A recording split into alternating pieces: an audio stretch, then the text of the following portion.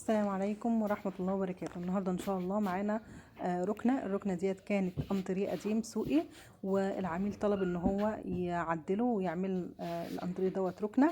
وطبعا المقاسات بتاعته كانت تالفة، كان طبعا هو شغل سوقي، فكانت المقاسات بتاعته مش متساوية، في عيوب كتير في الخشب، فاتعدل بفضل الله واتظبط الخشب بتاعه واتقوى عشان يبقى متين، وبعدين اتنجد وبقى بالشكل اللي انتوا شايفينه دوت. ركنه جميله بسم الله ما شاء الله عليها، ومعاها البنكت اللي انتوا شايفينه الصغير دوت، متنقل، يعني يقدروا يحطوه في الاتجاه اللي هم عايزينه. ممكن يتحط جنب الشازلونج دوت ويبقى سرير حد عايز ينام او حد عايز يعني يقعد براحته، او يتحط قصاد الركنه كده.